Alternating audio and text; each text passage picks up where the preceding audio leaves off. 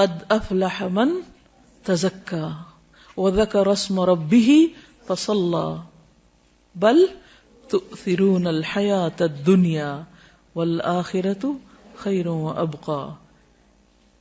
دنیا کے سارے غم اور پریشانیاں یہی رہ جائیں گے. اصل فکر بس آخرت کی لگا لے. ایک فکر ہر فکر سے بے نیاز کر دے گی, ہر فکر کو کاٹ دے گی, اور وہ فکر آخرت ہے. تقوی میں, اللہ کے ڈر میں, دنیا اور آخرت کی ساری مشکلات کا حل ہے. اللہ کا وعدہ ہے, اللہ نے اہل کتاب سے وعدہ کیا تھا کہ اگر وہ اپنی کتاب کو قائم کرتے, اس پر عمل کرتے, تو لَأَكَلُوا مِن فَوْقِهِمْ وَمِن تَحْتِ أَرْجُلِهِمْ, آسمان سے بھی رزق برستا, پاؤں کے نیچے سے بھی نکلتا. رزق کی تنگی فراوانی یہ سب بھی اللہ کے ڈر کے ساتھ. اللہ سے ڈرنے والے بن جائیں, گناہوں سے بچیں, ساری مشکلات آسان ہو جائیں گی. لیکن یہ نقطہ ہمیں سمجھ میں نہیں آتا. انسان کے رزق میں رکاوٹ اس کے اپنے گناہوں کی وجہ سے ہوتی, انسان پہ حالات کی تنگی اس کے اپنے گناہوں کی وجہ سے ہوتی ہے. تو ہم سب کو نحوستیں باہر سے نہیں اندر سے دیکھنی چاہیے. سب سے بڑی نحوست گناہوں کی نحوست ہے, اللہ کی نافرمانی کی نحوست ہے. جس جگہ پر نماز نہ پڑھی جائے وہ جگہ منحوس ہو جاتی. تو یہ دیکھیں کہ کہاں گناہ ہو رہے ہیں. اگر ہمارے گھروں میں ہر وقت میوزک بج رہا ہے, اور رحمت کے فرشتے کہاں سے آئیں گے؟ ہر طرف تصویریں لٹک رہی, رحمت کے فرشتے کہاں سے آئیں گے؟ خیر و بھلائی کہاں سے ہوگی؟ اگر رشوت کا مال آ رہا ہے, سود کا مال آ رہا ہے, حرام مال آ رہا ہے, کسی یتیم کی غصب کی زمین پہ گھر بنا کے رہ رہے ہیں, رحمتیں کہاں سے برسیں گی؟ نحوست تو یہ ہے, ان خرابیوں کی نحوست ہے, ان حرام کاریوں کی نحوست ہے, جس کو ہم نہیں سمجھ پاتے, اور ہم بلیم کرتے ہیں دوسروں کو. اس نے نظر لگا دی, اس کا قدم ایسا پڑ گیا, فلاں کی وجہ سے مصیبت آ گئی. مصیبتیں اندر سے اٹھتی ہیں, ان کی فکر کرنے کی ضرورت ہے. ہر گندگی کو اپنے اندر سے نکالنے کی ضرورت ہے, چاہے وہ شرک کی گندگی ہو, جو قرآن مجید میں آتا ہے نا, فَاجْتَنِبُوا الرِّجْسَ مِنَ الْأَوْثَانِ, بتوں کی گندگی سے بچو. اگر گھر میں بت رکھے ہوئے ہم نے, تو نحوست تو آئے گی, رحمت کہاں سے آئے گی؟ تو عربوں کے ہاں عموماً جب فال لیتے تھے تو پرندوں سے لیتے تھے. تو ایسا شخص جو برا شگون لے, اس کے بارے میں آپ نے فرمایا, من ردت الطیرۃ من حاجۃ فقد اشرک. قالوا یا رسول اللہ ما کفارۃ ذلک؟ قال ان یقول احدهم اللهم لا طیر الا طیرک ولا خیر الا خیرک ولا الہ غیرک. جو شخص کسی سے بدفعلی پکڑ کر اپنے مقصد سے لوٹ آیا, اس نے شرک کیا. صحابہ کرام نے پوچھا, اللہ کے رسول صلی اللہ علیہ وسلم, اس کا کفارہ کیا ہوگا؟ فرمایا, وہ کہے, اے اللہ, تیری دی ہوئی بھلائی کے سوا کوئی بھلائی نہیں, اور تیری فال کے سوا کوئی فال نہیں, اور تیرے علاوہ کوئی معبود نہیں. اب یہ شرک کیسے ہوتا ہے؟ مثال کے طور پر ایک شخص گھر سے نکلا, کالی بلی راستہ کاٹ گئی, تو اس نے اسے منحوس سمجھا اور وہ گھر واپس آ گیا, کام کے لیے گیا ہی نہیں. تو میں نے کالی بلی دیکھ لی تھی, وہ آگے سے گزر گئی تھی, تو میں نے سوچا کہ اب میرا کام ہوگا نہیں, اس لیے میں واپس آ گیا. یہ شرک ہے, یہ شرک ہے. اور یہ اس قسم کا شرک ہے کہ جس کو ہمارے معاشرے میں کھیل مذاق کے طور پہ لیا جاتا ہے, ان کو برا بھی نہیں سمجھتا. لوگ ایک دوسرے کے سامنے ایسی باتیں کھلے عام مجلسوں میں کر رہے ہوتے ہیں, اور کوئی کسی کو روکتا ہی نہیں ہے, اور کوئی احساس بھی نہیں کرتا کہ وہ کس قسم کا جملہ بول رہا ہے. بظاہر یہ ایک معمولی سی بات ہے, مگر حقیقت میں یہ شرک ہے, کیونکہ کسی بھی شخص کا نفع یا نقصان بلی کے ہاتھ میں نہیں. اکثر ایسا ہوتا ہے کہ اپنی لاپرواہی کی وجہ سے کوئی کام خراب ہو جاتا ہے, اور شیطان ہمیں سجاتا ہے کہ یہ ساری خرابی فلاں کی وجہ سے ہوئی, ہم اس کو بلیم کرنے لگتے ہیں. آج صبح صبح اس کا منہ دیکھ لیا تھا, اس لیے فلاں اور فلاں کام خراب ہو گیا. یہ جملہ بھی نہیں بولنا چاہیے. اسی طرح آنکھ پھڑکنے سے خوف زدہ ہو جانا, یہ ہاتھ میں کھجلی ہونے سے امید لگا بیٹھنا کہ آج مال ملے گا, یہ جوتے پہ جوتا آ گیا تو سفر پیش آئے گا. رنگوں سے شگون لینا بھی ہمارے معاشرے میں عام ہے. مثلا سیاہ رنگ نہ پہننا کہ بیمار پڑ جائیں گے. ہمارے خاندان میں سیاہ رنگ جو ہے وہ ایسے اور ایسے اثرات رکھتا ہے, اس قسم کی باتیں کرتے ہیں لوگ. یہ رنگ ہمیں سوٹ نہیں کرتا. یا یہ کہ احترام کے منافی کیونکہ خانہ کعبہ کا غلاف کالا ہے, سب جوتا نہ پہننا کہ بے ادبی ہوگی کیونکہ گنبد کا رنگ سبز ہے. تو یہ خود ساختہ طور پر کچھ چیزوں کو حلال یا حرام کر لینا ہے, اس کی بھی ہمیں اجازت نہیں ہے. یعنی اپنے طور پر جو تمہاری زبانیں جھوٹ گھڑتی ہیں کہ یہ حلال ہے یہ حرام ہے، ایسا مت کہو، اس کی اجازت نہیں ہے۔ یہ سب وسوسے اور توہمات ہیں جن کی حقیقت اس کے سوا کچھ نہیں کہ شیطان انسان کو شرک میں مبتلا کر کے اس کے اعمال ضائع کروائے۔ یہ سب شیطانی حربے ہیں۔ یہ توہمات اور بدشگونیاں انسان کو اندر سے کمزور کر دیتی ہیں۔ انسان پھر کون سا کام کر پائے گا کہ اگر ہر چیز کے ساتھ اس نے کوئی نہ کوئی فکر باندھی ہوئی یا کوئی وہم کرتا ہے۔ اس کے برعکس اللہ کی ذات پر ایمان اور توکل انسان کو جرت، بہادری اور اعتماد دیتا ہے، اسے جینے کا ڈھنگ سکھاتا ہے۔ چنانچہ ایسے کسی بھی خیال کو دل سے نکال کر اللہ پر توکل کرتے ہوئے اپنا کام جاری رکھنا چاہیے۔ عبداللہ بن مسعود سے روایت ہے کہ رسول اللہ صلی اللہ علیہ وسلم نے فرمایا الطیرۃ شرکن الطیرۃ شرکن ثلاثا، یعنی 3 بار فرمایا، وما منا الا ولکن اللہ یذہبہ بالتوکل، بدشگونی شرک ہے، بدشگونی شرک ہے، 3 بار کہا، اور ہم میں سے کوئی ایسا نہیں مگر اسے وہم ہو جاتا ہے، لیکن اللہ تعالیٰ توکل کی وجہ سے اسے دور کر دیتے ہیں۔ یعنی ہر ایک کے دل میں وہم تو آتے ہی ہیں، آتے ہیں نا، لیکن جب انسان اللہ پہ توکل کرتا ہے تو وہم دور ہو جاتے ہیں، اور یہ ہونے چاہیے، ورنہ تو انسان کچھ کرنے کے قابل ہی نہ رہے۔ ہر چیز کے ساتھ رسک انوالو ہے۔ اس روز جب میں نے وہ حدیث پڑھی نا کہ جو شخص کبر کی وجہ سے اپنے چادر لٹکاتا ہے، تو ایک شخص ایسا کر رہا تھا، اللہ نے اس کو دھنسا دیا اور زمین میں قیامت تک دھنسایا جاتا رہے گا۔ تو ایسے میں اس کی ویژننگ کر رہی تھی، ایسے تصور میں لا رہی تھی کہ اس زمین جیسے میں جہاں بیٹھی ہوں اس کے نیچے کیا ہے، اگر یہ کھلے تو اس کے اندر کیا ہوگا۔ تو ایک دم میں کانپ اٹھی، تو میں نے سوچا کہ ہم کتنی خطرناک جگہ پہ بیٹھے ہوئے ہیں۔ یعنی زمین جو ہے اللہ نے اس کو ٹکایا ہوا کہ ہم ٹکے ہوئے اس پر، الم نجعل الارض مہادا، تو مہاد بنایا ہوا تو ہم آرام کر رہے ہیں، ورنہ اگر یہ پھٹنے لگ جائے اور انسان اندر اترنے لگ جائے تو سوچے کہاں جا کے پہنچے، کہاں پہنچے۔ تو اللہ تھامتا ہے۔ آسمان کی طرف دیکھو کیسے اللہ نے پرندوں کو وہاں تھاما ہوا، ہمیں زمین پہ تھاما ہوا ہے، اگر اس کا اذن نہ ہو تو کہیں کہ کہیں پہنچ جائے، ہم تو کہیں بھی نہیں بچ سکتے۔ اس لیے ہمیشہ اللہ پر توکل کرنا چاہیے اور ان چیزوں سے باہر آ جانا چاہیے۔ اہل کتاب بھی جب دین کی اصل تعلیمات سے دور ہو گئے تو اسی طرح کے شگون لینے لگے جن کا ذکر قرآن مجید میں کیا گیا ہے۔ الم تر الی الذین اوتوا نصیبا من الکتاب یؤمنون بالجبت والطاغوت، کیا تم نے دیکھا نہیں ان لوگوں کو جنہیں کتاب کا ایک حصہ دیا گیا کہ وہ جبت اور طاغوت پر ایمان لاتے ہیں۔ تو جبت بے حقیقت، بے اصل، بے فائدہ چیز کو کہتے ہیں۔ اسی طرح شگون کی بھی کوئی اصل بنیاد اور حقیقت نہیں ہے۔ اسلام میں ایسی تمام چیزیں جو جبت کے تحت آتی ہیں جیسے کہانت، فالگیری، شگون اور توہمات، ان سے منع کیا گیا۔ کسی چھوٹی سی تکلیف یا طبیعت کی خرابی پر دوسروں کو مورد الزام ٹھہرانا اور لوگوں کے ساتھ باہمی تعلقات خراب ہونے پر اپنی غلطی اور کوتاہی کا جائزہ لینے کی بجائے یہ خیال کرنا کہ ضرور کسی نے جادو کر دیا ہے، یا اس قسم کے توہمات رکھنا جو پیار محبت کے رشتوں کو ختم کر دیں، جس کی وجہ سے انسان کی توجہ اپنے عمل کی درستی اور اصلاح سے ہٹ جاتی ہے، یعنی اپنی غلطی اس کو یاد نہیں رہتی جب وہ دوسروں کو بلیم کر دیتا ہے۔ نتیجتاً انسان تنہا رہ جاتا ہے اور نفسیاتی مریض بن جاتا ہے، یعنی سب سے کاٹ کے بیٹھ جاتا ہے۔ کسی بھی غیر معمولی صورتحال میں ہر قسم کے شر سے بچاؤ کے لیے بطور علاج مسنون اذکار اور دعائیں پڑھنی چاہیے، صبح شام کی دعائیں وغیرہ اور جو دیگر اذکار ہیں ان سے کام لینا چاہیے۔ پھر اسی طرح حضرت ابو ہریرہ سے روایت ہے، صحیح بخاری کی روایت ہے کہ آپ صلی اللہ علیہ وسلم نے فرمایا لا عدوى ولا طیر ولا ہام ولا صفر وفر من المجذوم کما تفر من الاسد، مرض کا لگ جانا، نحوست، الو اور سفر کچھ نہیں، اور جزامی سے اس طرح بچو جس طرح شیر سے بچتے ہو۔ تو اصل بات یہ ہے کہ عربوں کے ہاں کچھ ایسی چیزیں رائج تھیں کہ جن کی وجہ سے وہ بہت زیادہ پریشانیوں کا شکار رہتے تھے، تو نبی صلی اللہ علیہ وسلم نے ان چیزوں کو بے حقیقت بتائی، جو ہم نے پڑھا نا جبت، بے حقیقت، بے فائدہ چیزیں، تو ان میں ان چیزوں کا کچھ ذکر ہے۔ اب آپ دیکھیے کہ نبی صلی اللہ علیہ وسلم کا یہ جو قول ہے ہامہ، کیا مطلب ہے اس کا؟ ہامہ کوئی چیز نہیں۔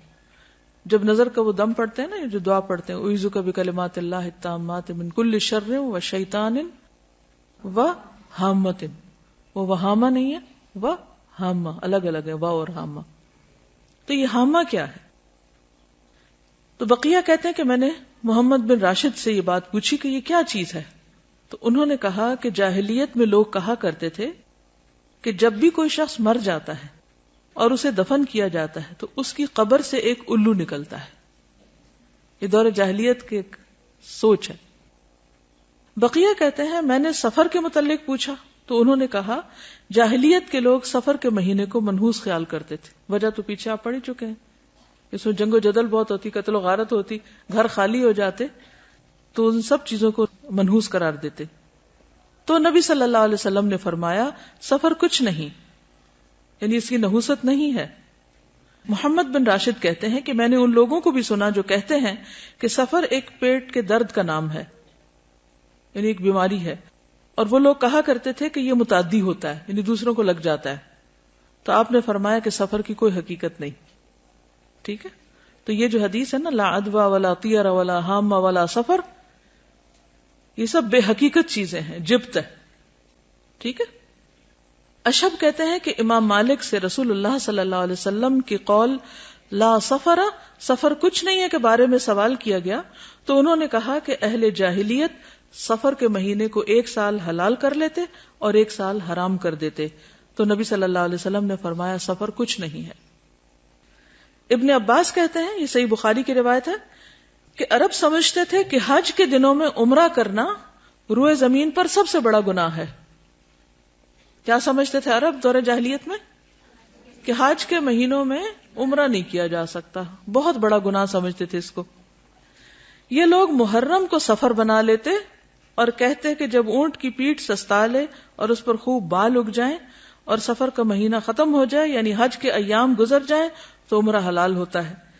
پھر جب نبی صلی اللہ علیہ وسلم اپنے صحابہ کے ساتھ چوتھی کی صبح کو, یعنی ذوالحج کی 4 تاریخ کو حج کا احرام باندھے ہوئے آئے تو آپ نے انہیں حکم دیا کہ اپنے حج کو عمرہ بنا لیں, پہلے عمرہ بھی کریں. یہ حکم عرب کے پرانے رواج کی بنا پر صحابہ پر بھاری گزرا کہ اچھا, کیونکہ دور جاہلیت میں وہ اس مہینے میں عمرہ نہیں کرتے تھے, حج کے مہینے میں. تو اللہ سبحانہ وتعالیٰ نے ان کو اکٹھا کر دیا, وَأَتِمُّ الْحَجَّ وَالْعُمْرَةَ لِلَّهِ, اور نبی صلی اللہ علیہ وسلم نے بھی حج تمتع کو بہتر قرار دیا, افضل قرار دیا. اسی لیے عبداللہ بن عمر جو تھے وہ اپنے والد سے ناراض ہوئے تھے کہ نہیں, میں تو تمتع کی نیت کروں گا میں, کیونکہ دور جاہلیت کی اس رسم کو بھی کاٹا جا رہا تھا. ہم ویسے پڑھتے ہیں, کہتے ہیں واٹ اے بگ ڈیل, یعنی کہ کیوں اس کو اتنا اسٹرکٹلی لیا جا رہا ہے. اور آپ نے یہ بھی فرمایا کہ قیامت تک کے لیے حج اور عمرہ اکٹھے ہو گئے ہیں. تو یہ عربوں کی دور جاہلیت کی رسم کے خلاف تھا. تو اس پر صحابہ پر یہ بات بھاری گزری. تو انہوں نے پوچھا یا رسول اللہ, عمرہ کر کے ہمارے لیے کیا چیز حلال ہو گئی؟ فرمایا تمام چیزیں حلال ہو جائیں گی, پھر حج کے لیے احرام دوبارہ باندھنا ہوگا, کیونکہ وہ تو ایک ہی احرام پہن کے آتے اور اسی میں حج کرتے تھے. تو یہ جو اونٹ کی پیٹھ کے بال اگنا دوبارہ کا مطلب کیا ہے کہ جب حج کا سفر ایک دفعہ آ گئے تو پتہ نہیں کہاں کہاں سے لوگ آئیں گے. الا کل دامر یاتین من کل فج عمیق. تو اتنا سفر کرتے تھے کہ اونٹوں کی پیٹھوں کے بال جو تھے وہ بےچارے گھس گھس کے بالکل ننگی ہو جاتی تھی. پھر وہ لا کے چھوڑ دیتے, وہ مہینہ حج کے مناسک وغیرہ ادا ہو رہے ہیں, لیکن عمرہ نہیں کرتے تھے. اتنے میں دوبارہ بال آ جاتے تھے, یعنی کہ واپسی کی تیاری شروع ہو گئی. تو کبھی وہ محرم کو سفر بنا لیتے کہ یہ تو حج کا مہینہ نہیں ہے اس لیے اس میں ہم عمرہ کر لیتے ہیں, اور پھر جو اصل سفر ہوتا اس کو محرم قرار دے دیتے. اس کو قرآن مجید میں کیا کہا گیا؟ سورۃ التوبہ آیت 37, انما النسیء زیادۃ فی الکفر. نسی کیا ہوتا تھا؟ مہینوں کا عدل بدل. یضل بہ الذین کفروا, اہل کفر اس سے گمراہ کیے جاتے, یعنی کرنے والے تو چند ایک ہوتے, باقی سب کو بھی مس لیڈ کرتے. یحلونہ عاما ویحرمونہ عاما, کسی مہینے کو 1 سال حلال کر لیتے اور اگلے سال اسی کو حرام قرار دے دیتے. تو عموماً حرام مہینے کو اپنی مرضی کرنے کے لیے حلال کر لیا کرتے تھے, اور اس کی ضرورت کیوں پیش آتی؟ تاکہ وہ جو دور جاہلیت کے توہمات اور غلط رسمیں تھیں ان کو پورا کر سکیں. لیواطئوا عدۃ ما حرم اللہ, تاکہ گنتی پوری کریں جو اللہ نے حرام قرار دیا. فیحلوا ما حرم اللہ, تو صرف اس گنتی پوری کرنے کے لیے اللہ کی حرام کردہ چیز کو اپنے ہاتھ میں لے کر اس کو حلال کر دیتے. زین لہم سوء اعمالہم, ان کے اعمال ان کے لیے خوبصورت بنا دیے گئے. واللہ لا یہدی القوم الکافرین, اللہ کافر قوم کو ہدایت نہیں دیتا. تو سفر جو ہے اس کی کوئی حقیقت نہیں. اور کس چیز کی حقیقت نہیں؟ حامہ کی نہیں. ٹھیک ہے، حامہ کیا ہے؟ الو، ٹھیک، جو قبر سے نکلتا ہے. اچھا، یہ جو تصور تھا نا کہ مردہ جو ہے اس کے اندر سے الو نکلتا ہے، تو پھر وہ کہتے ہیں کہ وہ الو گھر میں آتا ہے اور آ کے مردے کی باتیں بتاتا ہے کہ اس کے ساتھ کیا ہوا ہے. یعنی اس قسم کی خرافات بھی ہیں. اور پھر یہ بھی کہا جاتا ہے کہ مقتول کی کھوپڑی سے پرندے کا نکلنا اس وجہ سے ہے کہ وہ پھر پیاسا بھٹکتا رہتا پرندہ جب تک کہ انتقام نہ لے لیا جائے، یعنی مقتول کا انتقام نہ لے لیا جائے. تو وہ آوازیں نکالتا ہے اور لوگوں کو کہتا ہے. وہ ایک خاص پرندہ تھا کروان، جس کی طرف یہ بات منسوب کی جاتی ہے، کیونکہ وہ بولتا ہے پرندہ، تو پھر اس کا بولنا جو ہے وہ اس کو منحوس سمجھا جاتا ہے. اور الو کے بولنے کو بھی، کہ جہاں جس گھر میں الو بولے گا وہاں سے کوئی بندہ مر جائے گا یا کوئی جانور مر جائے گا، یہ بھی ان کا خیال تھا. جس طرح ہمارے ہاں بلیوں سے شگون لیتے ہیں جب وہ روتی ہیں. کبھی روتی بلی کو سنا؟ اس وقت کیا خیال آتا ہے؟ خوف آتا ہے نا. اچھا، کیا خوف آتا ہے؟ کہ کوئی مصیبت آنے لگی ہے. نہیں، کوئی مصیبت نہیں آتی اس سے. ٹھیک ہے، اس وقت اپنے دل کو مضبوط کیا کریں. اب یقین کیجئے کہ اگر صحیح دین پر آپ عمل کریں گے نا تو آپ کے اندر سے خوف نکل جائے گا. آپ اس وقت یہ سوچا کریں کہ اللہ کے اذن کے بغیر کوئی نقصان ہو ہی نہیں سکتا. بلی بیچاری کو کیا خبر کہ اس نے کس چیز پہ رونا ہے؟ اس کو کہاں سے خبر ہوگی کہ آنے والی کو مصیبت؟ وہ بیچاری اپنی تکلیف سے روتی ہے اور ہم اس سے اپنی تکلیف کی طرف لے جاتے ہیں، کیونکہ ہم ہر چیز کو پرسنل لے لیتے ہیں نا. کوئی کسی کی بات کرو تو ہم اس کو اپنے اوپر لے جاتے ہیں. اس کی تکلیف دور کرو، وہ بیچاری اپنے رونے میں رو رہی ہے اور ہمیں اپنا رونا پڑ گیا. اس کے علاوہ اور کس چیز کی حقیقت نہیں؟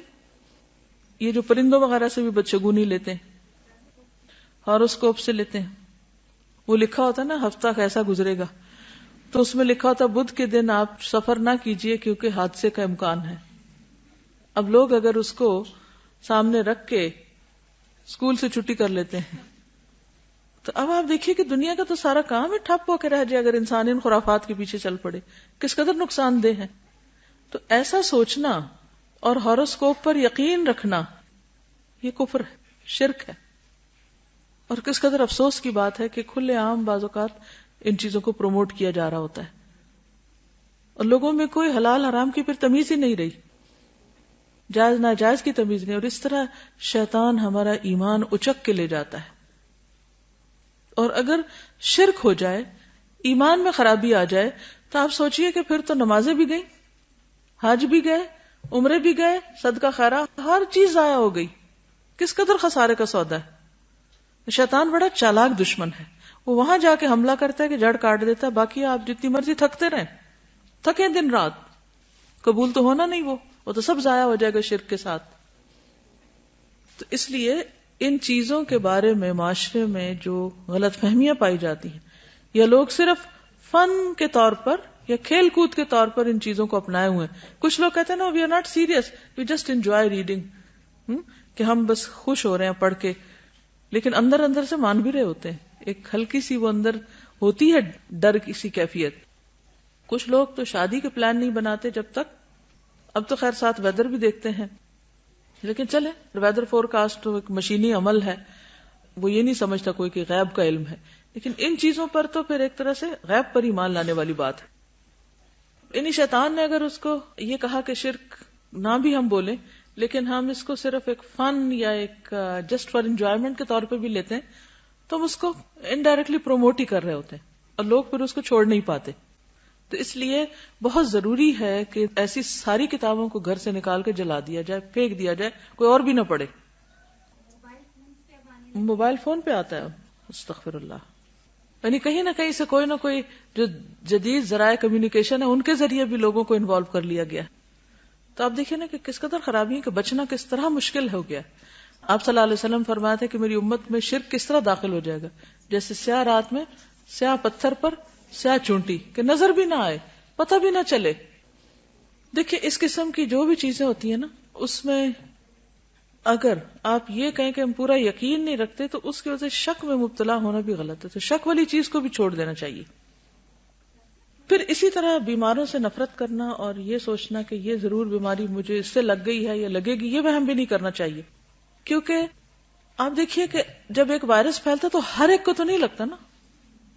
اگر صرف وائرس ہی لگنا ہے تو پھر تو کوئی نہ بچے، لیکن پھر بھی کچھ لوگ بچ جاتے ہیں. اس کا مطلب ہے کہ اصل چیز وائرس نہیں ہے، اللہ کا اذن ہے. اگر اللہ کا اذن ہوگا تو بیماری لگ جائے گی، ورنہ نہیں.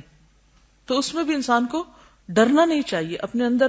وہ اگر کیفیت شیطان ڈالے بھی دل میں کہا ہے اس سے تمہیں لگ جائے گا، تو اس پہ کنٹرول کرنا چاہیے، احتیاط کرنی چاہیے. کیونکہ حدیث کے آخر میں ہے نا وَفِرَّ مِنَ الْمَجْذُومِ كَمَا تَفِرُّ مِنَ الْأَسَدِ، اور جزامی سے اس طرح بچو جیسے شیر سے بچتے. نہیں جان بوجھ کے آپ وہاں ہاتھ نہیں ڈالیں، لیکن اگر کسی کو لگ جائے تو یہ نہ سمجھے کہ اس چیز کے اندر یہ طاقت تھی تو اس سے مجھے لگ گئی ہے. یعنی آبویسلی کوئی ریزن یا سبب تو ہوتا ہے، لیکن سوچنے کی بات اور نقطہ یہ ہے کوئی چیز آپ کو نقصان نہیں دے سکتی جب تک کہ اللہ کا اذن نہ ہو. اب آپ دیکھیے ان دو کیفیات میں فرق ہے. ایک یہ کہ کسی بھی چیز کو دیکھ کے آپ ڈر جائیں کہ ہائے ہائے یہ بس اب یہ تو اٹیک ہوا مجھ پہ، اور دوسرا یہ ہے کہ آپ کہیں کہ جی نہیں ہو سکتا جب تک اللہ نہ چاہے، تو مجھے ڈرنے کی ضرورت نہیں. ہاں احتیاط ضروری ہے.